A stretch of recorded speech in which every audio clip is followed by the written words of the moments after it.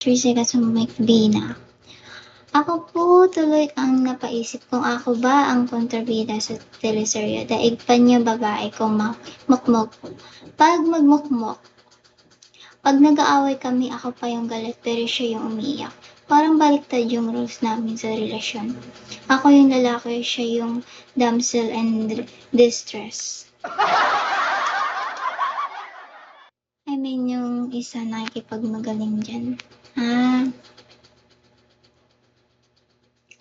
Pero ang pinaka-worst at hinding-hindi ko makakalimutan, yung araw na kumakain siya sa bahay namin kasama sina mama at papa. Simple lang naman dapat. Tahimik, disente, good impression, kumbaga. May ulam na bangos, masarap lutong bahay, feeling ko proud pa nanay ko. Habang kumakain kami, napansin ko bigla siyang tumigil. Tahimik, nakatulala, sabi ko sa isip ko, ay wow, behave. Yun pala, na-stuck ang buto ng bango sa lalamunan niya. Una tahimik lang siya, tapos biglang namula, tapos biglang tumaya. At bigla siyang sumigaw ng, oh, may buto ako sa liig. Sabay iyak, as in iyak, hindi yung macho na ubo-ubo ha, yung iyak na parang 1-year-old na inagawa ng gatas. Ay, thank you. Nagpanik ang nanay ko, natigilan ang tatay ko. Ako gusto ko nalang lumubog sa sahig. Habang umiiyak siya, parang sinisip-sip niya pa yung buto. Imbes na iluwa, may hikbi, may nagawa, may luha. Kulang na lang magtawag ng barangay. Sobrang napikon na ako kaya sinigawan ko na siya ng inom-inom ka ng tubig, hindi yung iyak ka ng iyak.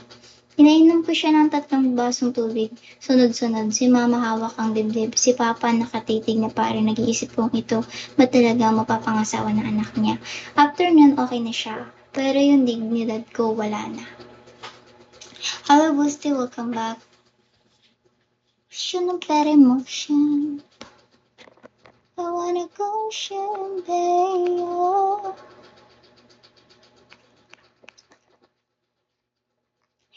Tahimik lang siya buong gabi. Ako naman nagsasorry sa magulang ko gamit ang mga mata.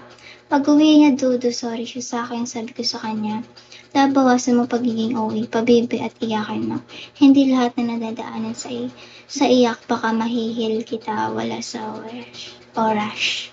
Wow, parang ang great. Tumango lang siya tahimik to quiet. At dun ko naisip, feeling ko mauulit pa to sa future. Susunod, baka sa handaan o sa kasal o pag nanganak ako, siya pa unang iyak. Mahal ko siya, oo, pero Lord, bigyan mo naman ako ng lakas ng loob para sa lalaking may iyakin pa sa akin. Hello, Ilum.